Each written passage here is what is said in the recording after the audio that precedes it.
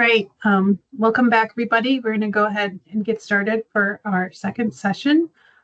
We have Chris Bolt, who will be giving our next presentation. Chris, you can go ahead and you should be able to take control of the slides in advance as needed. And I will say, I encourage people to put questions in the chat. We cannot unmute you, so please don't do the hand raise and go ahead and put them in the chat. And just so we can ensure that our presenter is able to get through all of their slides, I think we're going to save the questions till the end, but please feel free. We had a lot of great questions last session to put your questions in the chat. And go ahead, take it away, Chris.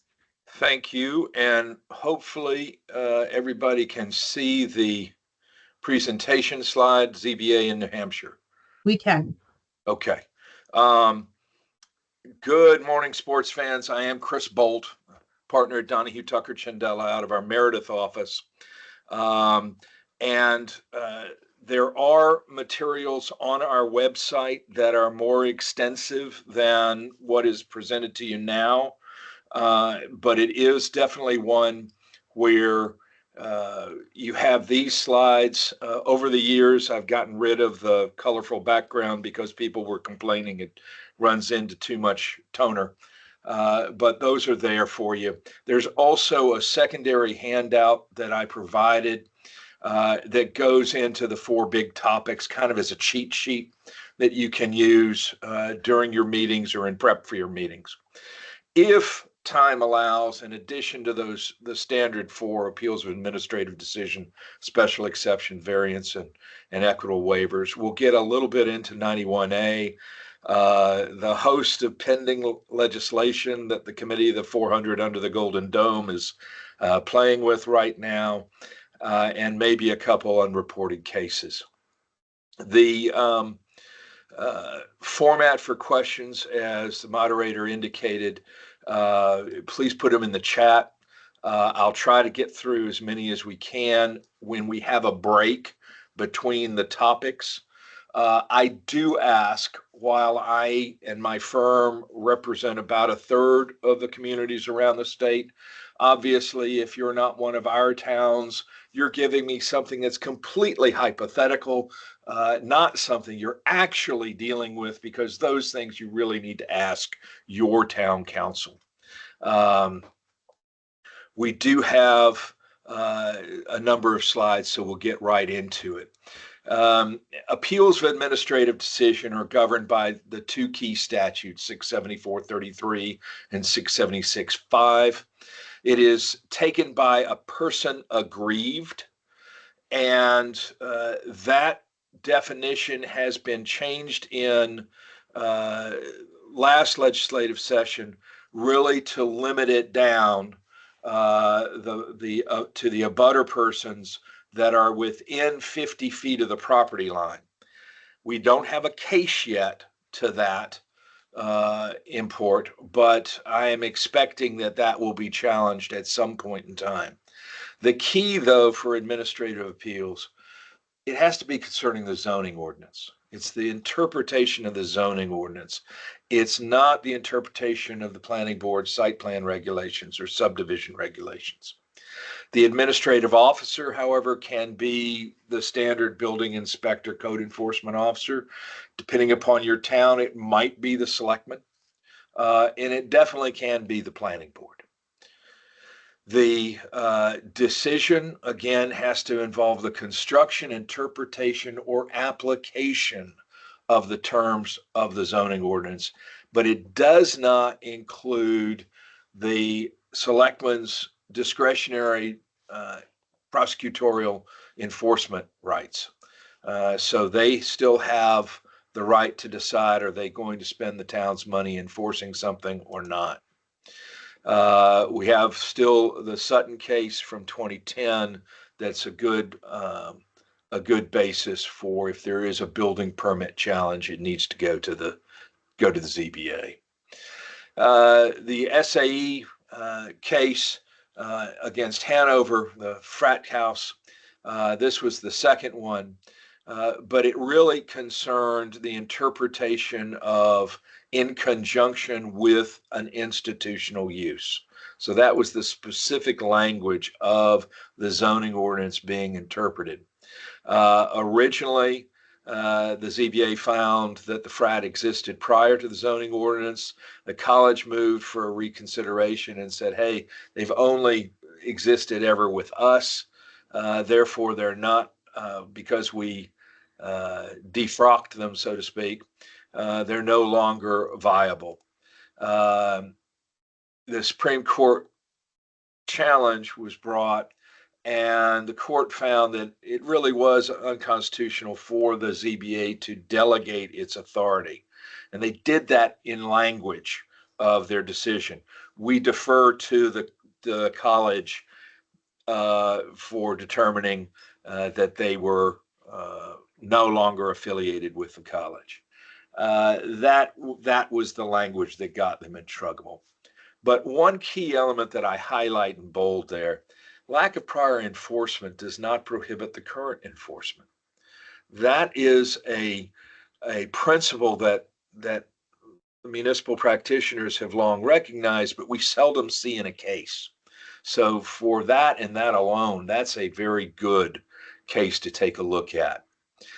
As I've said, it's the planning board decisions can be interpreted there, but there is a caveat to that planning board interpretation. As you may remember, sometimes a zoning provision is adopted by town meeting vote pursuant to 674-21, the innovative land use controls provision. And that has specific language that says planning board makes that determination. So if it is that provision that is being interpreted, there is no jurisdiction to the ZBA. An appeal is only up to the Superior Court. Also, as to timing, the interpretation is usually made by vote, but it does not have to be at the final vote. It can be, we vote this meets the density provisions of the zoning ordinance at a preliminary meeting. And that means that the clock is ticking for an appeal to the ZBA. There are a number of cases that we cite in the materials. The more recent one that I like to emphasize here is the Lincoln case concerning when is a junkyard. And there the owner was making the typical argument of, well, I don't sell anything. People can come and take anything. They can leave anything. And the court determined if it walks like a duck and smells like a duck, it's a duck. So here it's a junkyard. The Accurate case from 2015 is normally cited for, you don't have to, it's not triggered just by accepting the application. In that case, that was the only event that occurred. There was no prior determination by, say, the code enforcement officer that you didn't need a variance for the application to go forward. So that alone is not enough to trigger. And now I have to figure out how to get rid of the laser pointer. I think I'm there, maybe not. Yes, now I'm gone.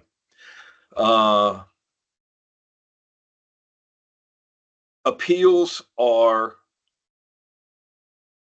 normally within a 30-day time period, and it comes after the day after the date of the vote. There is pending legislation to move that 30-day to 45 days. That has not yet passed, but it is something to watch out for. Also, as a result of statutory changes not too long ago, there was the provision that the ZBA needs to go first. And an appeal to the ZBA, in essence, stays the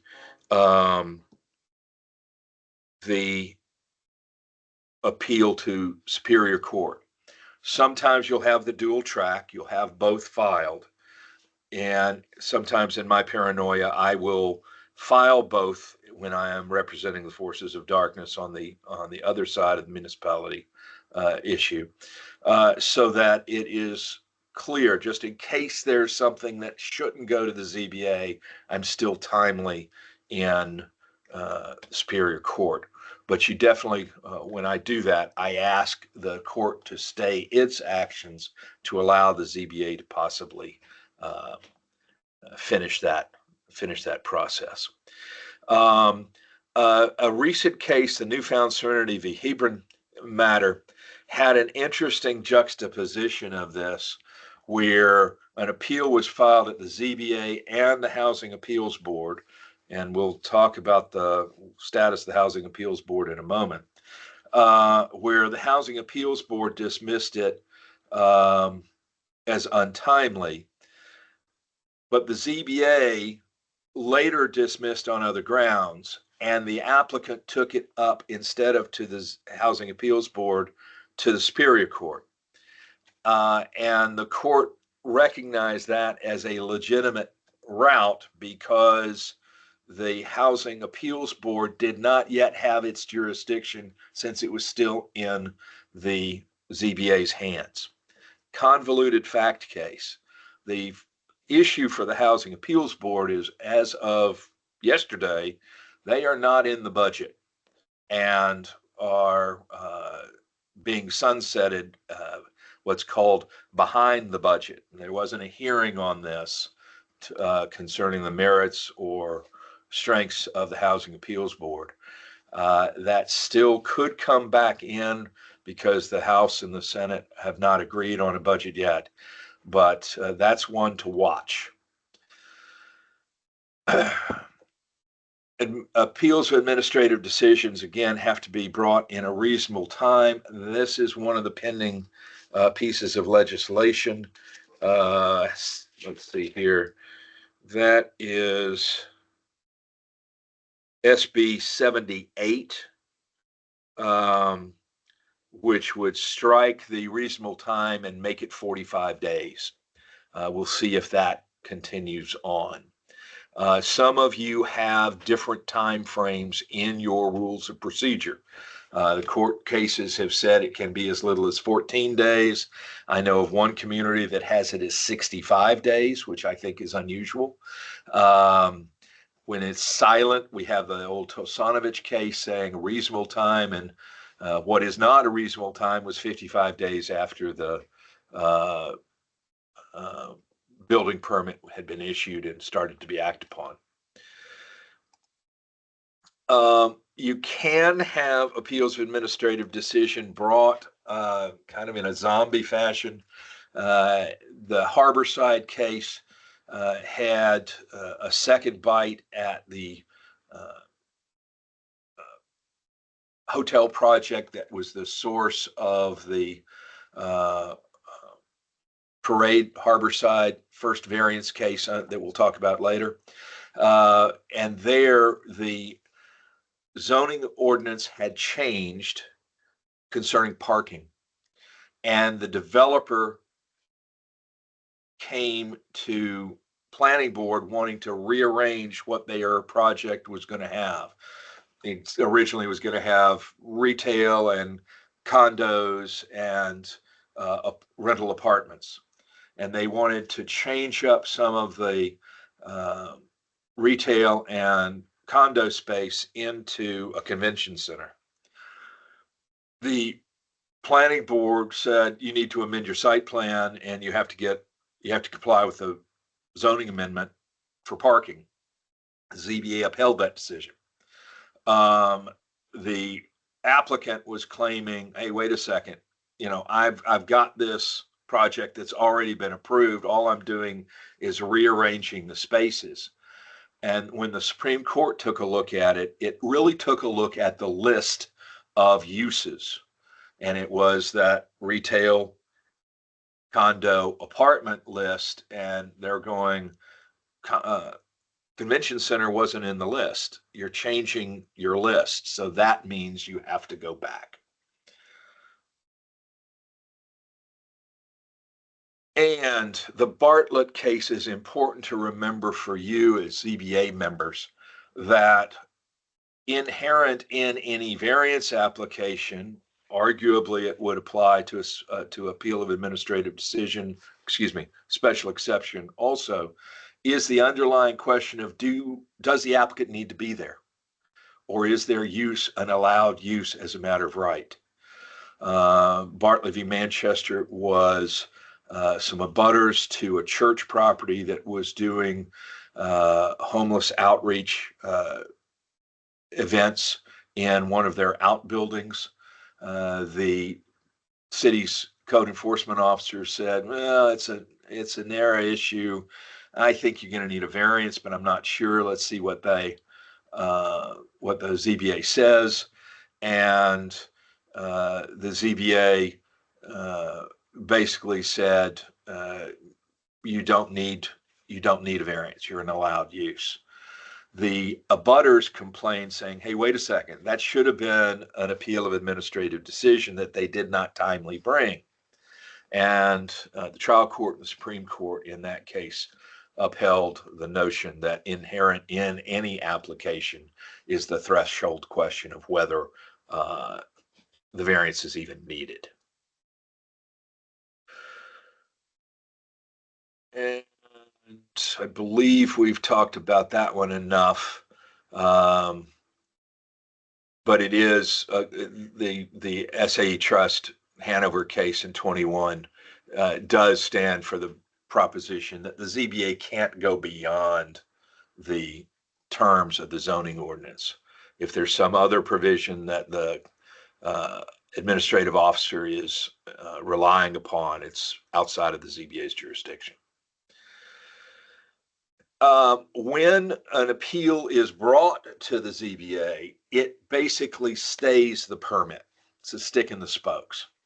There can be, under 676.6, a certification made by the administrative officer that the work can proceed to button things up if there's peril to life, health, safety, property, or the environment.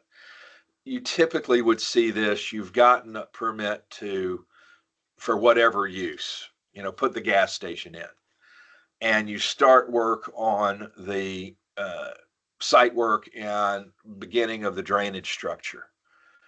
Normally, an appeal of administrative decision stops the validity of that building permit, but the code enforcement officer can say and make a certification to the effect, I want you to button up that drainage structure so that we don't have an environmental issue from the runoff.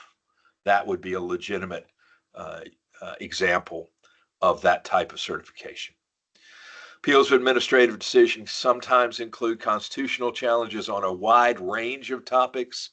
Again, when they're saying there's you're violating the constitutional provisions, either of the federal or the state constitution, pick up the phone immediately and talk to your town council. I give you several examples there. Also, it might involve claims of municipal estoppel. Those three cases listed there were the old reliables for many years. And then we have Dembiak. Dembiak is an unusual case in that its facts are pretty unusual, shall we say. Property owner gets permit to renovate a dwelling unit above an old boathouse that is grandfathered, and to build a new house on the property. The property is fully constructed, go for its certificate of occupancy, and the code enforcement officer says, nope, can't give it. You can't have two dwelling units on the property. Bad fact makes bad law is an old adage. The bad fact here is this property is right next door to town hall.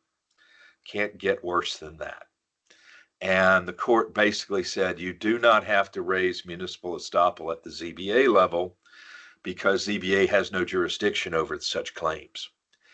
They distinguish the Thomas case that is here on the contrary to the express terms because they're saying in actuality, the ZBA never addressed the municipal estoppel issue. Trial court didn't. We kind of added that in as dicta. So it's coming in. I have had several instances where Dembiek came into the mix at the ZBA level, and the ZBA rightly goes hands off. You know, you want to raise that, you have to raise it to the court.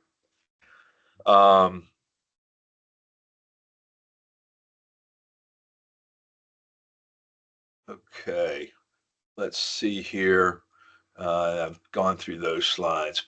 Oh, Forrester case, while it's been addressed in, sorry, hit too many. While the issue of wedding venues, agro-tourism is the phrase, has been addressed by subsequent legislation, the provisions of what is an accessory use is very important and still valid. And that has to be, it's occasioned by and subordinate to the principal use. It's associated with such a frequency that is substantial enough to rise above rarity. That's a lovely judicial statement. Basically, it means is this an accessory use to the existing principal use? A garage is, you know, always viewed as a accessory use to a residential dwelling. It's not an accessory use if there's no residential use on the property. There's no home. The court also says the applicant has the burden of proof that it's commonly, habitually, and by long practice established as reasonably associated with primary use in the local area. Now, at that time, 2015, weddings at farms or some other lovely spot may not have been a common practice. Nowadays, maybe it would be, but I cite this case for that very good definition of what we're supposed to look at as an accessory use. Sometimes you're addressed questions that come from another board that is advisory. In the Willett case, it was dealt with Hannaford's going in Kingston, that on a piece of property that was split by the historic district and regular commercial. The historic district thought it was the end of Western civilization and never should be allowed. And some of their members showed up at the ZBA as, you have to follow our lead. And the ZBA said, no, we don't. We can do a de novo. And the Willett case says you can do a de novo, but it also says you're not required to do a de novo. You can give deference, but that is on a case-by-case basis depending upon the facts. Couple others, the CBDA case applies the Fisher v. Dover rule to planning boards. Fisher v. Dover is, once you've been denied, you can't come back for the same project without some substantial change in the nature of the project. You know, you're changing the number of units significantly, or you're changing the location of where things are, or coming in for a completely different use. Boyle trustee case came out a year ago now, and that was a appeal coming from planning board that a variance was needed. And this was the long and tortured case of Portsmouth Toyota down on Route 1. And it's definitely one where there was specific language in a particular court order, and there was a change in the zoning ordinance that occurred. And this iteration of the case said the court order specifically is expressing that you are going to have to go back and be subject to any zoning amendments, and you're therefore not a non-conforming use. You're having to apply. Before we get into special exceptions, do I have a couple excellent questions on appeals of administrative decision that you can read to me? I'm not sure I can I see the chat? There, I can see the chat. Okay, I've got a whole bunch. Audrey, you say if there is an appeal, for instance, of a building permit and the contractor continues to proceed, taking the risk of eventual denial of the appeal, can the town take enforcement action? I think technically you can. What I have done on the private side is confirm, we think this is BS. We're going to proceed anyway, rather than thumb my nose. It is one whether it may be something that's in issue with your language of your ZBA rules. And it with those two statutes in play, you have the appearance of things should stop. So I would say the answer is yes, you could do a cease and desist. I call them red flags.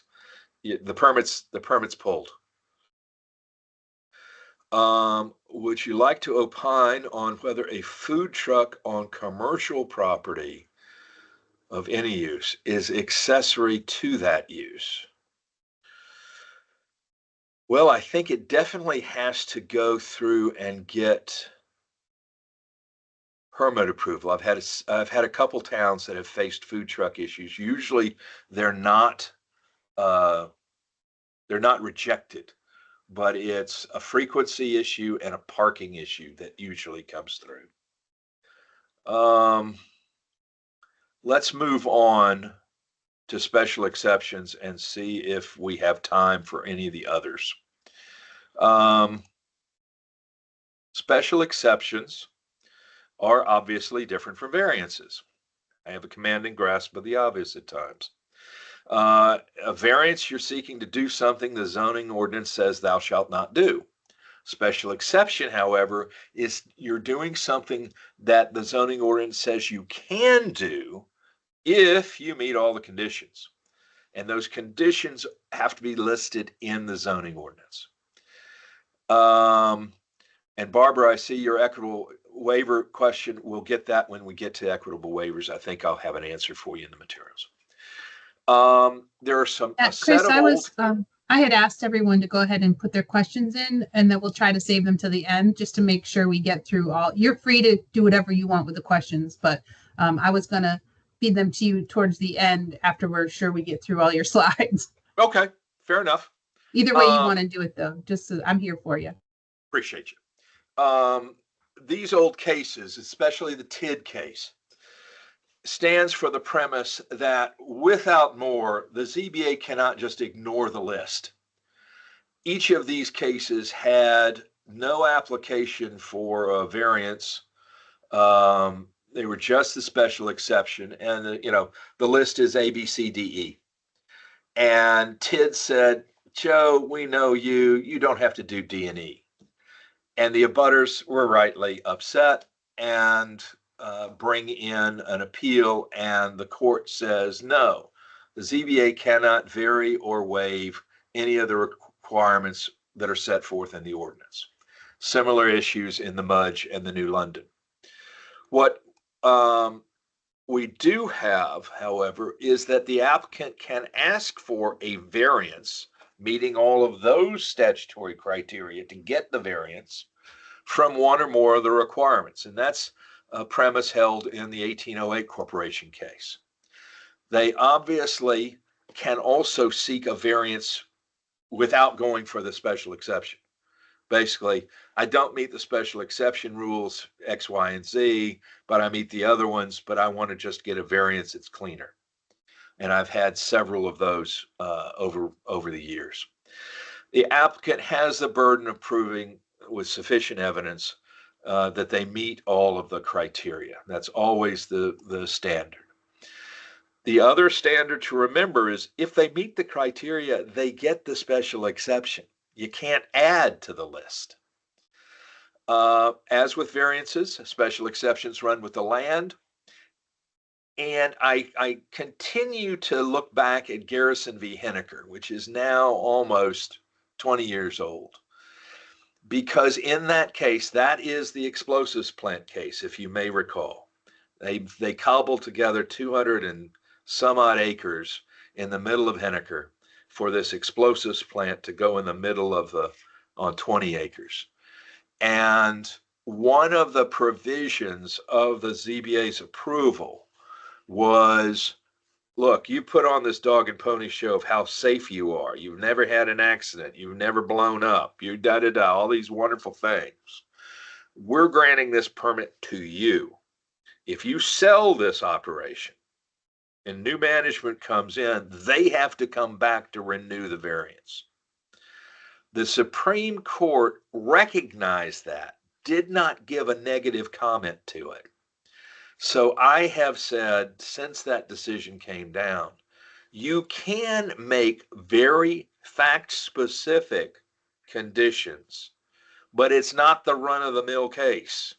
It's not going to be applicable for that deck coming, 10 feet into the 30-foot side setback. This has to be something unusual for it to stand muster.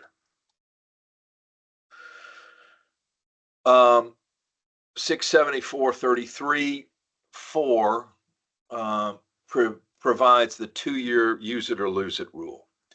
That is, a special exception will have a 2-year lifespan, needs to be implemented. There is no case that we have yet on what that means. I have taken it to be you need substantial start. You don't have to finish, but you have to start. Pull the building permits, start the site work, get the foundation in, that kind of thing, and progress it, keep going on, get it to finish. There is a very awkward second clause that it won't expire within 6 months of planning board application that was based upon the special exception. Again, we have no case on it. And my query has always been, did they mean if you get your planning board approval in month 20, that means you have 2 additional months to do that start work. But if you got your planning board approval in month 25, you'd have 6 more months. It's awkwardly worded, and I don't know the answer. My prayer is always they modify this at some point in time. We have a similar provision for variances.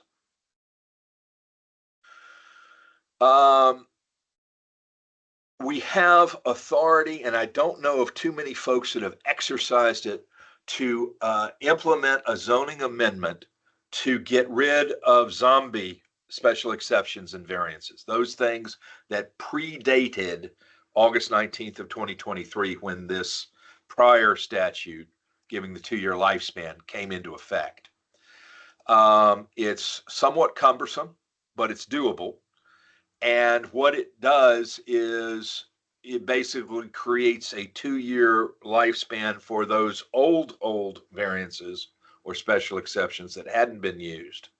And as we've all known in our professional careers, the boom and bust cycles come and go, and people have gotten an approval and then the market drops out, or they had a health issue or whatever, and it just never got done. Some of those old things are still out there and still valid unless your town has gone through this provision. On each of these, the special exception and the variance 2-year lifespan, ZBAs, you have the authority to extend the date for good cause shown. For private clients, I've gotten a couple of those over the years, usually when there was a health issue or they just couldn't find a contractor for the project. One of the weirdnesses that your populace will not like is the provision of 674-33-7, which says you neither need a special exception or a variance if a cell tower is going to have a co-location or modification pursuant to RSA 12K2. Now, the co-location or modification is a 20-foot expansion of an existing tower that is covered also by the Telecommunications Act, the TCA. When you get one of those, you want to talk to your town council. And we have the prior set of amendments that allows accessory dwelling units as a matter of right, either as through conditional use permit or by special exception, wherever they're single family dwellings. One of the issues in the current legislation is basically making attached or detached ADUs as a matter of right, period, and without the normal size limitations. Keep an eye out on that one. That's going to be interesting. That basically makes all single family residential zones duplex zones. We have now in variances, and I'm happy to take one or two of the questions. Sure. Go ahead. Do you consider other approvals, DES, et cetera, and engineering design documentations as substantial? I think that's part of the due diligence, Audrey, but it's not. I think you got to get more. Having the DES approval obviously is necessary. If there was some ungodly long-term provision that DES was very slow about, which has been happening recently, you could claim it as a good cause for an extension. I wouldn't necessarily view it as good basis for, that substantial work. But I'm not going to say categorically it couldn't, but I'd want more. I really think the intention was you want some spades hitting the dirt. Variances, if we can go on. Variances have a long and tortured history. Some of you always, when we're all together, I like to know how many folks have been here 1 to 2 years, 2 to 7, 7 to 15, and how many folks are 20, 30-year veterans. Like me, some of us are a little sicker than others. And if you've been here that long, you've seen the sea changes created by our legislature and the courts. The change that occurred now almost 15 years ago creates the current standard that we're under and did away with what's called the BOSHA rule. BOSHA rule, if you remember, made a court-created bifurcation of a standard for use variance, putting the convenience store in the middle of the residential zone, or an area variance, having that deck be into the side setback, that kind of thing. The legislature did not like BOSHA, and they said they were returning to the simplex rule and reviving the governor's island. We can get into more detail on what those two actually meant, but the standard that you're now dealing with are the 5 criteria. That is, the variance will not be contrary to public interest, spirit of ordinance is observed, substantial justice is done, values of surrounding property are not diminished, and literal enforcement would result in an unnecessary hardship with these distinguishing marks. You have to look at the special conditions of the property. And is there no fair and substantial relationship between the purpose of that ordinance provision that this variance is being sought from and its specific application to this property. And beauty is in the eye of the beholder. The proposed use is a reasonable one. You guys have a lot of leeway there. What we have is also the statutory provision. There is no, if you can't meet A, you're back to the governor's island. I've got to have a variance to have a reasonable use of this property.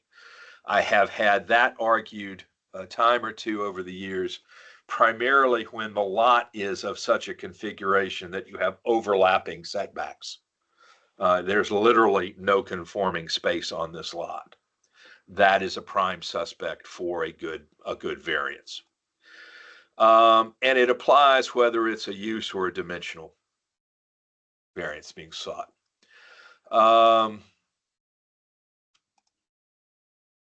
Again, I remind you of Bartlett, is the variance needed? And I still like 4 prime cases that I recommend to you to read, to actually pick them up off of the court's website and read the text to give you some good foundational basis for what these variances are supposed to address.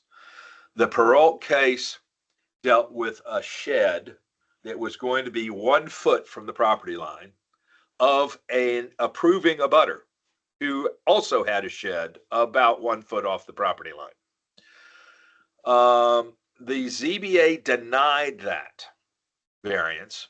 The trial court and Supreme Court affirmed, and I think the denial is based right here. The owner came in and said, "Oh, yeah, I could put it in a different place. That's not a problem." Okay. The ZBA expressed concern over the congestion of its lakefront lots. The applicant claimed, "Hey, wait a second. There are all these other violations around the lake. Why are you picking on me?" And the ZBA rightly continued the hearing, went out, did some research, and found that either those other violations predated the ordinance, were not in violation, or, welcome to the snitch rule, gee, thanks for bringing it to our attention. We'll go enforce against them as well. The ZBA considered the cumulative impact rule of the Bacon v. Enfield case. That case dealt, if you recall, with a bump out on the back, the inland side of a lakefront cottage, Crystal Lake in Enfield, where the bump out was, I think, about 4 by 5 feet for a furnace, a new heater for the cabin to make it year round. It was a plurality decision, meaning the 5 justices could not agree on the rationale. Justice Broderick wrote the leading decision that basically said that's allowed. Okay, it's not that big of a deal. Let's let it go. Other way around. He said no. The ZBA has enough grounds to say no. The concurrence, meaning it didn't agree with the way the Chief Justice wrote it. The concurrence said we have to consider the cumulative impact of everybody did this around the lake. Now, in the Perrault case, the applicant did not challenge that language. And the court uses the great phrase, assumed without deciding. That basically is a signal to us in the law that they don't necessarily like this concept, but nobody challenged it. It's not in front of them. That's important because later on we'll see why. So the bottom line is on the Perrault case that the decision to deny was upheld. Okay. Harborside v. Parade. This is the first Harborside case that I made reference to earlier. It dealt with the signs, the sign on top of this block of a hotel and the sign down on the street called the marquee sign. And here the ZBA did its job. It made very specific findings in support of its decision. Now, this was back in 2011. There is now statutory change as of 2022, House Bill 1661, that we might address at the very end. You are required now to make findings of fact in support of your decisions. And if you don't, and it's a denial, the absence is an automatic remand by the court. So make those because statements findings. I find that it does or does not meet spirit of the ordinance because, and state your reason. I do caution you, the public interest and spirit of the ordinance are tied together. It's the same standard. So I have long said, don't say yes to one and no to the second. Be consistent. This was, by the way, the first case dealing with the new statutory interpretation created by the legislature. It's just stated that what I said, looking back at Farrar and Chester, those first two are considered together, and the standard is unduly and in a marked degree conflicting with the stated purposes of the zoning ordinance. Concept that is stated here in several subsequent cases, mere conflict with the terms of the ordinance is insufficient. And think about it, folks. If they were conforming with the language of the zoning ordinance, they wouldn't be in front of you. You are there as the constitutional safety valve. That's the language from the Simplex case, where you have private property rights to do with property as the owner wishes, and the police powers of the state. So it's those two things in tension. You are the safety valve. Because if you did not exist, then an owner could claim there's an unconstitutional taking of their property as a result of regulation. We still sometimes get that. It's called inverse condemnation. But you guys doing your job helps prevent that from being an issue. The two methods usually are will it alter the essential character of the neighborhood? Again, my example is always putting the convenience store in the middle of the residential zone may well alter the character of the neighborhood. Putting it on the edge of the residential zone where there are other businesses already in play on one side of the road and maybe some on the other. Frankly, that's the Simplex fact basis, where that was viewed as not changing the character of the neighborhood. The other criteria would be, would granting the variance threaten public health, safety, or welfare? My analogy is you're putting the liquid propane filling station, storage station in the middle of the residential zone, or putting a slaughterhouse in the middle of the residential zone. May well be viewed as threatening public health, safety, or welfare.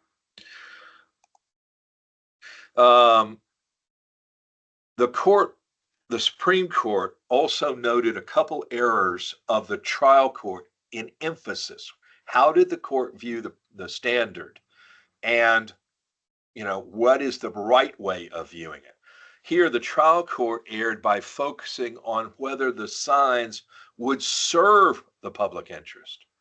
But the language of the criteria is, would it be contrary to the public interest to grant the variance?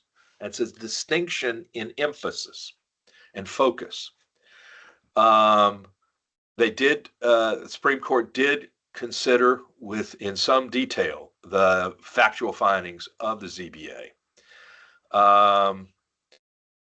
And when we come into the substantial justice criteria, the court restated its position from a series of cases. The only guiding rule is that any loss to the individual that's not outweighed by a gain to the general public is an injustice.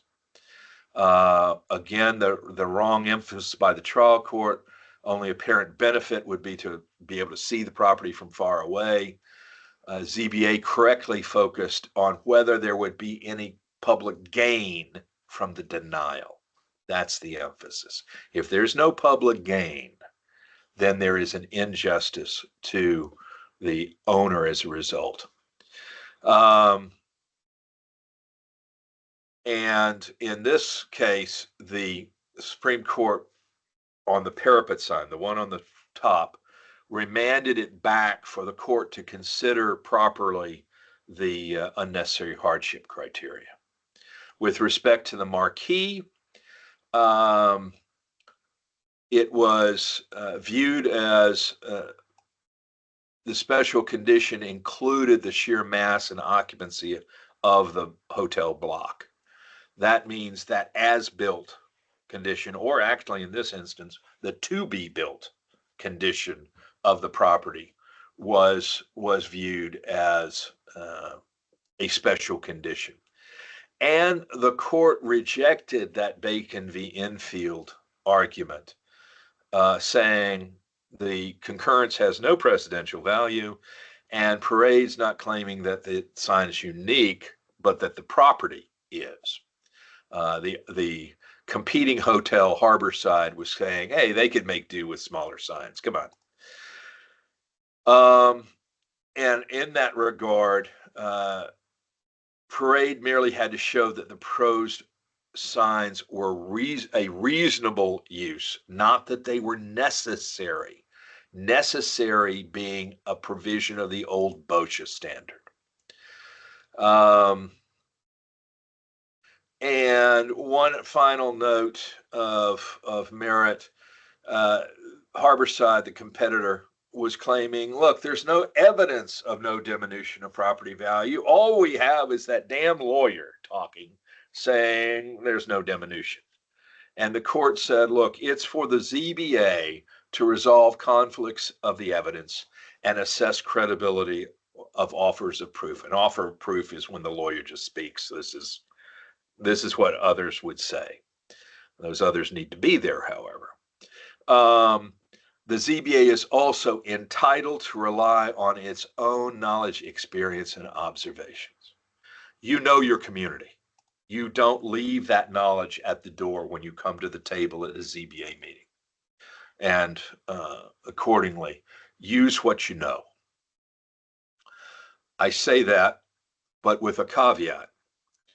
If there is evidence to the contrary, evidence from an expert that is unchallenged, that's our Malachi Glenn situation. And there, the issue in hand was a project. Remember, I was saying the boom and busts. This is one that got approval for self-storage units in a prior boom time, right before a bust, and then did not build the project and had to come back because the zoning ordinance was amended to create a wetland buffer regulation that would have taken up roughly half of the previously approved development. The court looked back at that standard of unduly and in a marked degree conflicting, and here there was uncontroverted evidence of the surrounding use and protections to the wetlands. That included a wetland scientist coming in with a very substantial design for drainage mitigation. They were going to have detention ponds. They were going to have under concrete holding tanks that would disperse the water slowly. A very high-tech design for the time.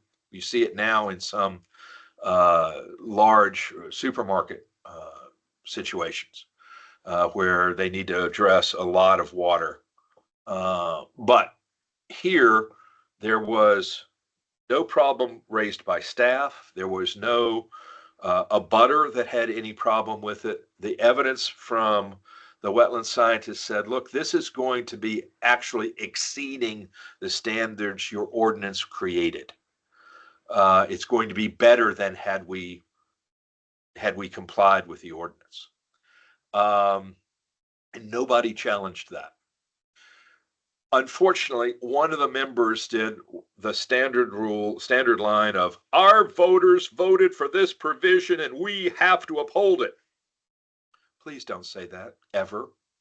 Okay? That's one of those things, that's an automatic ticket back from the court, a remand. You have to do it again. Because the concept is, as we said before, you are there as that safety valve. You are there because somebody cannot comply with the ordinance provision. Therefore, don't use that as a reason for denying the variance. This, though, is under the old BOSHA standard, so these last provisions aren't truly applicable anymore, economic viability. Although economic viability I have seen come in for basis of, is the project reasonable? So you might see it at times in the future. Farrar v. Keene is actually a favorite of mine. It deals with a 7,000 square foot Victorian home just off of downtown in Keene. And it was a project where the owner who was living in the property wanted to create 2 apartments in it, one for himself and the rest for office space. Now the zone clearly allowed 100% office space and 100% apartments. But the zoning officer said, I'm not sure about this mixed use. Go and get a variance from the ZBA. And the ZBA granted the needed variances, including parking within a setback and things like that.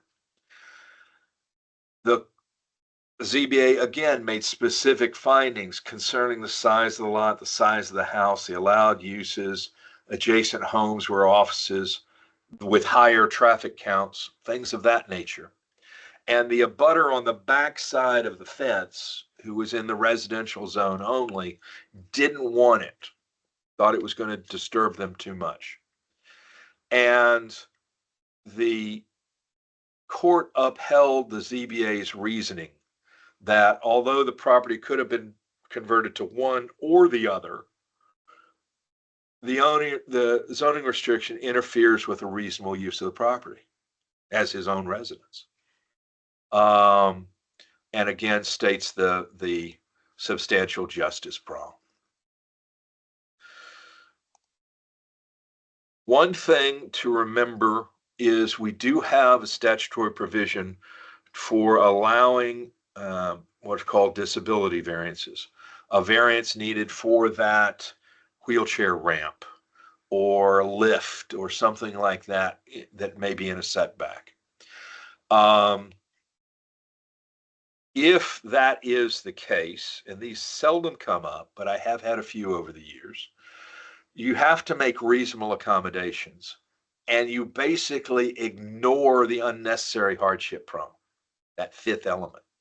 Still need to find the other 4, but you're erring on the side of caution to allow someone to utilize their property to keep a family member, or I have had one even where they were wanting to make a set of duplexes that were handicap accessible on purpose. So it wasn't going to be one individual, but it was intended to be for all time handicap accessible.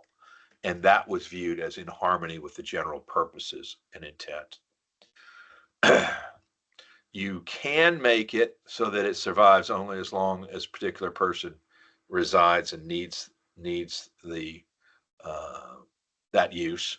But as in the instance of that one set of duplexes, that's not a requirement. Before we go into equitable waivers, is a non-conforming condition a special condition of the property? It can be. I had one recently where part of the house was a bump out in non-conforming space, and the owner wanted to expand up, make a cathedral room in that space, and expand the decking out to the sides of that non-conforming space. All of it inside the plane of the current nonconformity. Now, the interesting special condition was also the owner and a neighbor owned the abutting lot that wrapped around. And this was not a lake setback issue. It was actually a side and a rear setback issue. And the ZBA agreed that that complied with the special conditions of the property.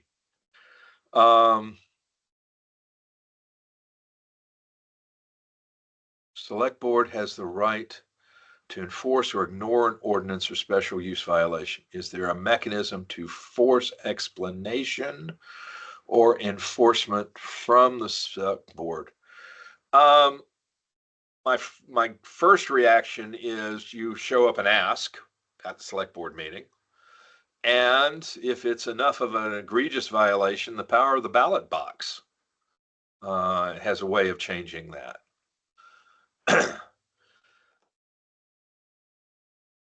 Let's go on to equitable waivers. Equitable waivers are a separate statutory provision. Special exceptions, appeals of administrative decision, and variances are all in 674-33. Equitable waivers are in 674-33A, and it's for a physical layout, a math issue. They put the foundation in the wrong spot, not a use. And the Schroeder case is interesting because it created a wetlands protection zone that prohibited certain uses. It wasn't a straight setback from 50 feet from the wetlands. It was a thou shalt not use 50 feet in a particular way. So it was driven by the language of that ordinance, such that an equitable waiver was viewed as not authorized. They could seek a variance, however, and this was for garage after the fact built. You have 4 criteria that the owner has to meet that are set out in that statute. It's not noticed, the violation is not noticed until there is substantial completion of the structure, or if it's in the case of subdivision lot size, that there's been a conveyance to a bona fide purchaser. That violation is not caused by outright ignorance of the law, failure to inquire, bad faith, those kinds of things, but instead caused either by a good faith error in measurement by the owner or an error in interpretation by a municipal official charged with making those determinations. Accordingly, I view this as the whoops rule. There's a mistake made. The third criteria is the violation doesn't constitute a public or private nuisance, doesn't diminish surrounding property values, and that's viewed as the same type of standard that we're looking at in the variance world, and won't adversely affect future uses of the adjoining property. And due to the condition, the degree of the construction, cost to correct is just too much. It's an equitable waiver, the equity of the situation. More interestingly, if the violation has existed for 10 years or more without anybody complaining, including no notice of violation from the town, you don't have to meet the first 2 criteria.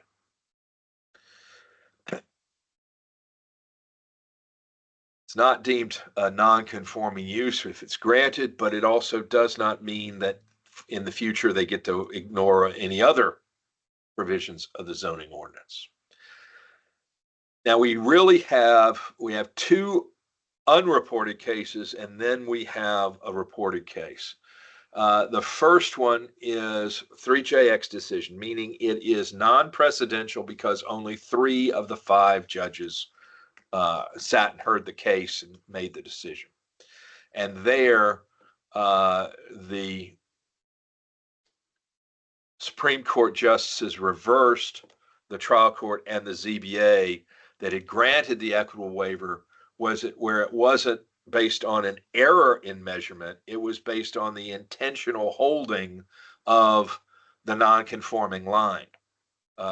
Like in my example of the variance. Well, I'm holding this line here. That's the non-conforming line, and therefore I should be fine. No, that's not a mistake. That's not a good faith mistake. You made an intentional choice. That's why I told my client, we got to go get the variance. The Lane case defines substantial completion for the first time. And I believe that was somebody in the chat raised that question. That interpreted in that context, having largely but not all of the necessary components. The issue in that case was the foundation was in, the framing was up, the roof was on, but everything was not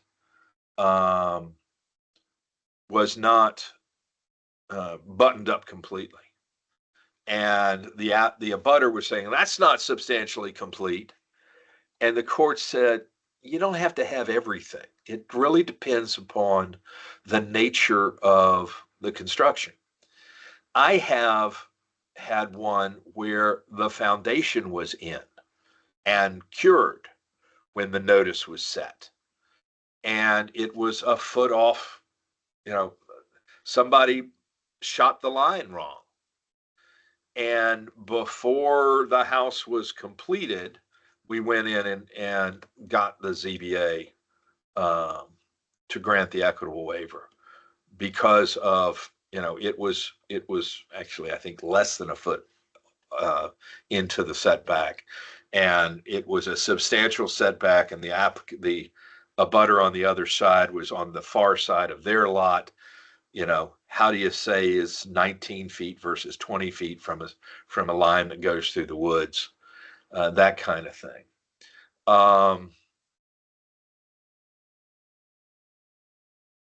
Is that decision only within an equitable waiver? That's the context, Audrey, of the Lane case. So, substantial completion. It could be viewed by analogy, possibly on the, I don't think it actually, with the language in play, that it would come into the 2-year use it or lose it requirement. But that might be an offline conversation we can have with some enjoyment. The first reported case on equitable waiver is the Dietz-Tuftenborough matter. And here there was a bit of a tortured history on the project. You have action in 1999, giving building permits for part of the construction. 2008, there's a variance granted for second floor addition over a porch. 2014, a survey is taken, I believe for bank financing purposes, that finds that the actual of those additions are even more into the setback than had originally been thought. And the oh-so genteel abutter next door wants them all ripped out. Thank you for playing. They're all in violation. Get them gone.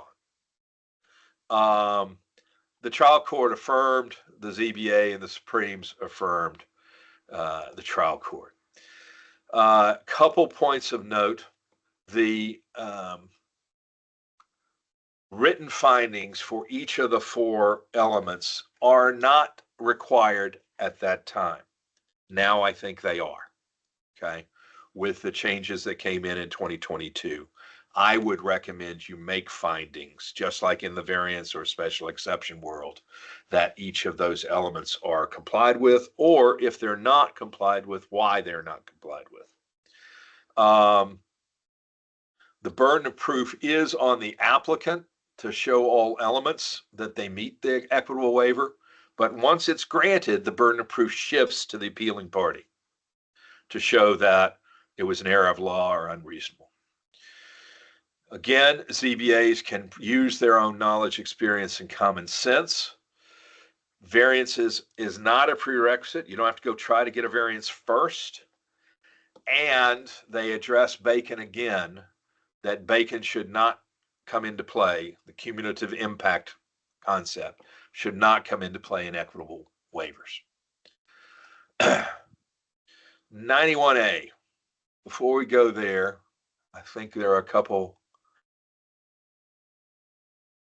Would an error by an administrative official qualify for municipal estoppel or an alternate route to an equitable waiver? It is an error in interpretation is one of the elements of the first prong of an equitable waiver. So that can be the basis. Can you please explain if how a board would evaluate economic viability for an application with some workforce housing included? Okay. Workforce housing is own private Idaho. Primarily, the key is the applicant has to say at the beginning of the application process, this has workforce housing in it. And then you are under the provisions of 674-56. Sorry, I think I'm off on that one.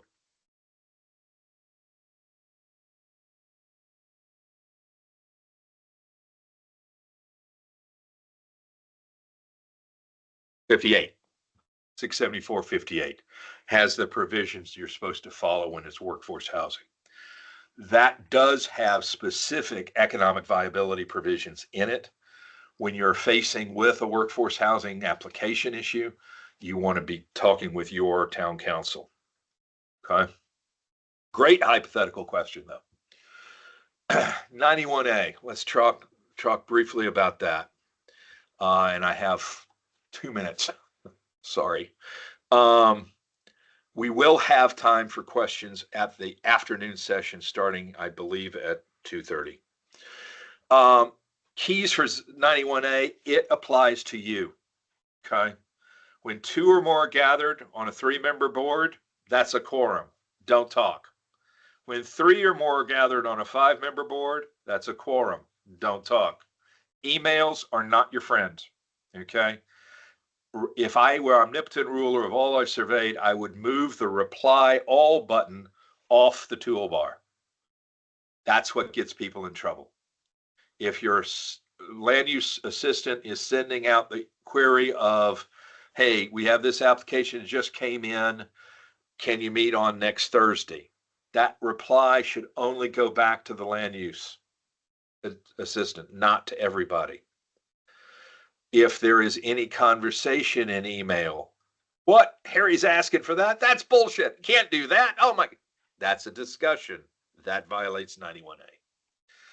You're required, or rather allowed, to have a non-public session with legal counsel, either in person, which means it's a non-meeting, great Orwellian term, or you can discuss the written opinion, written advice, or oral advice in a non-public session under 91A3, Roman 2, subsection L. Minutes of your meetings that are approved and notices of meetings have to be posted both on the website and where normal postings are found, or listed where they can be found if you're not posting them on your website. Minutes, that is. You're on the sealed minute issue, you're supposed to keep a list of when you seal minutes. ZBAs are going to have very few times you need to seal the minutes, usually when it's associated with advice of counsel, ongoing litigation, that kind of thing. We do now have an exception for the rule on documents being produced that protects documents under the attorney-client or attorney-work product privilege. I made reference early on to 661 That creates a number of changes. And as of late 2022, some of the keys we've talked about already. It amends 676.3 for written decisions. There is a timing issue created so that you have to make decisions within 90 days unless extended. And more importantly, there is now a fee shifting and bonding requirement that the court is allowed to impose. I have to say I've asked for it twice, defending a town or defending an appeal, defending an application that a owner got, but the land use court has not yet granted any to the best of my knowledge. Pending legislation, there's a slew, folks. Just a couple. We've talked about some. Senate Bill 281 would prohibit denial of building permits or occupancy permits on Class 6 road construction. Take a look at that one if that's an issue in your town. Senate Bill 84 would establish lot sizes for single family depending upon what water and sewer conditions exist. 88,000 square feet, so roughly 2 acres if there's no water or sewer. 1 acre if there's water only, can go down to 22,000 square feet if there's sewer. One that has passed and been signed or been sent to the governor, passed by both houses, is House Bill 631 that mandates mixed use in all commercial zones, and multifamily can be in those. The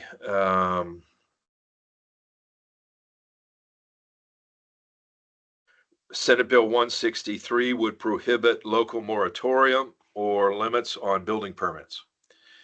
And Senate Bill 188 would allow private code enforcement review in a very short fuse for a town to come back and say that doesn't comply with our zoning ordinance. So there are a slew that are there. I'm sure you all follow the NHMA legislative bulletin. They list those out. We've run out of time. I appreciate your presence. I hope you come back for the 2:30 session for question and answers with Cordell Johnston and Steve Whitney and myself. Thank you so much for your time and attention. Thanks so much, Chris. We have recorded or copied these questions over that haven't been answered, and if there's time in those sessions, we may use those to kick us off if there aren't any immediate questions.